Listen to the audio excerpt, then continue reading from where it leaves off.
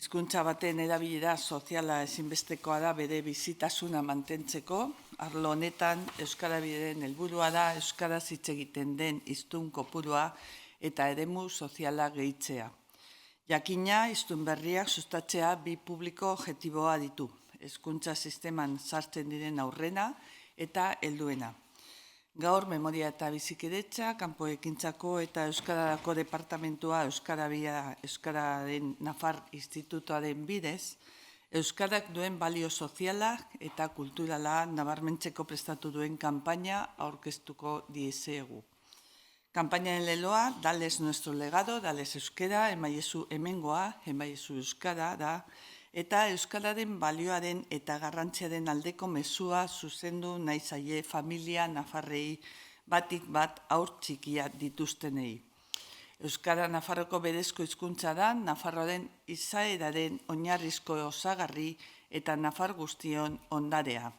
Erakunde publikoek eta noski Nafarroko gobernuak berak ondare hori babesteko, zaintzeko eta iraunarazteko ardura dute.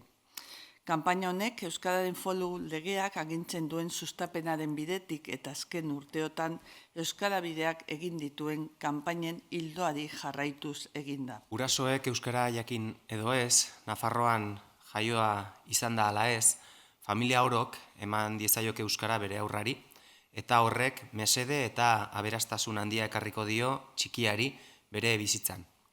Nafarroako milaka familiak egin du autu hori dagoneko. Gurasoek egoki eta desiragarri jotzen dute aurrek txikitatik euskara jakitea, eta euskaraz ez dakiten guraso anitzek beren seme-alabek txikitatik eskolaren bidez euskara jakin dezaten hautatzen dute. Nafarroako gobernuaren betebeharra da familia horiei laguntzea eta familia gehiagok bat egin dezan bultzatzea. Nafarroako hizkuntza den euskara sustatzeko eta transmititzeko. Gobierno de Navarra. Nafarroako gobernua.